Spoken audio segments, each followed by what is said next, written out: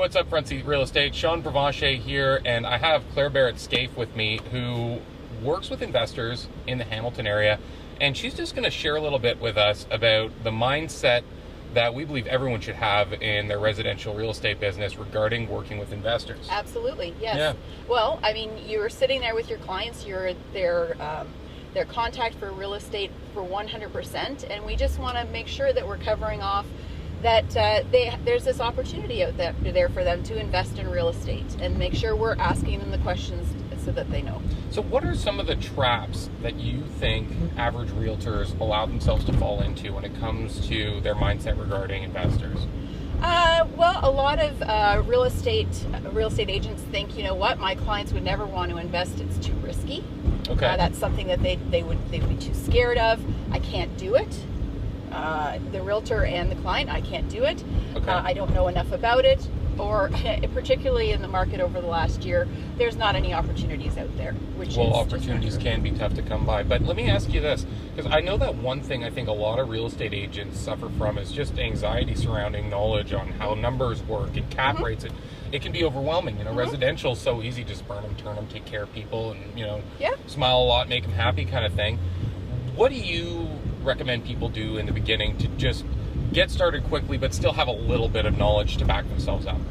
Well, we have great reading out there. I mean, you can go to Gary Keller's Millionaire Real Estate Investor book, the Blue Book, which is a great source. If you really want to read something fantastic about wealth building, of course, Robert Kiyosaki's Rich Dad Poor Dad is great. Okay.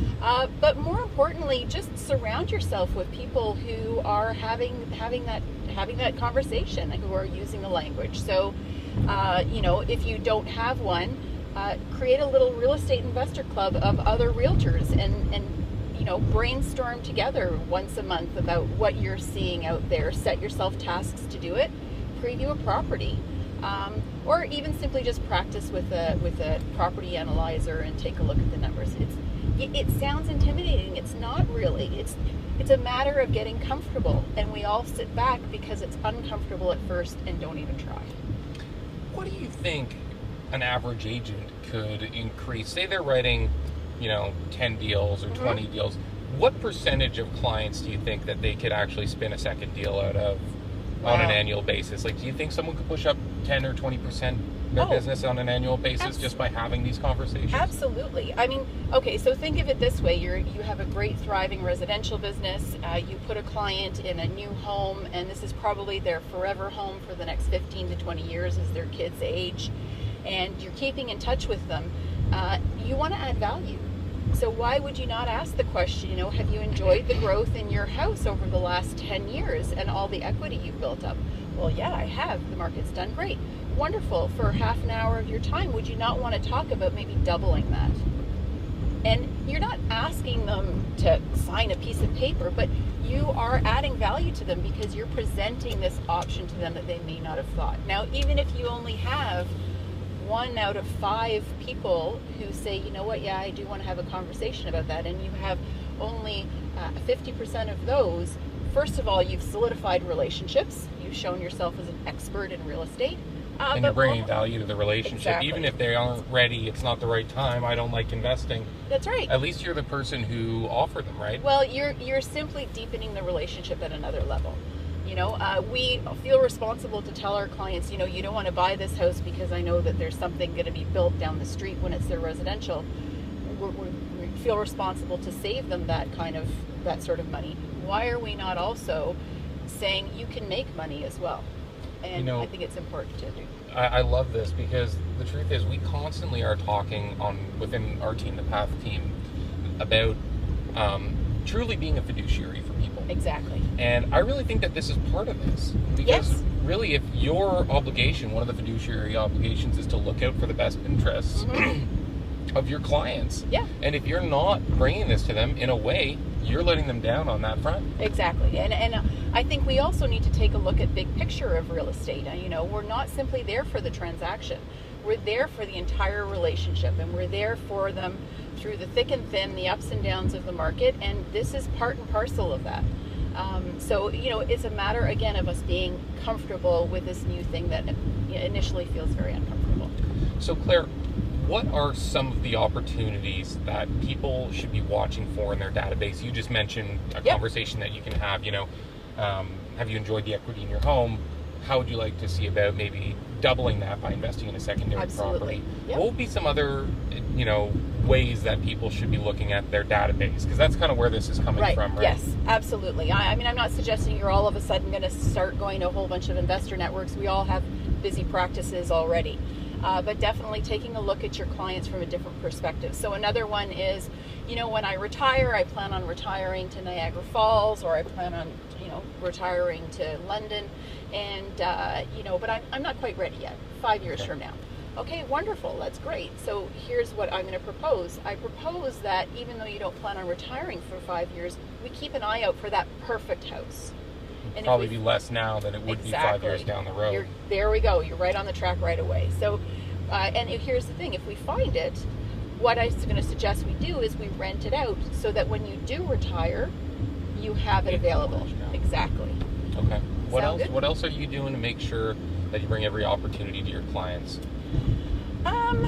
Well, I mean, you need to stay informed about market trends. So, you want to be keeping on top of your numbers, obviously. And I know, you talk about cap rates and cash on cash and all those things, but really ultimately what you need to know is you need to know what, rents are going for in an area and what the cost of houses are, because the buy price is always important.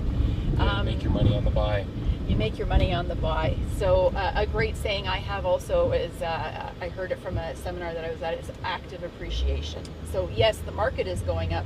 Are you also looking at an opportunity where you can create appreciation by doing some rouge and lipstick upgrades? And all of a sudden we're getting complicated, but you're refinancing and taking some capital out. So, but definitely what to focus on is just overcoming that discomfort and start having these conversations and understand that you are there for the client in their entire portfolio, not just for that one transaction.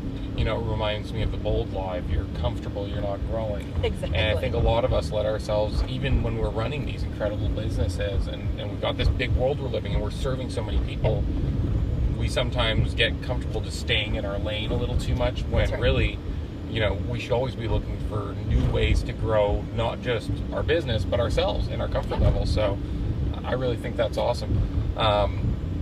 So if you guys aren't already doing it, reach out to your database and offer them this. Share with them, if someone's been in a home for 5 years or more, chances are they've got enough equity that they could refinance and invest. Exactly. And why not let yourself be not only the vehicle for them to do that, but also maybe the method that they discover this opportunity. Exactly. So you're being their full real estate advisor, not just the person buying them a house. Yeah, absolutely.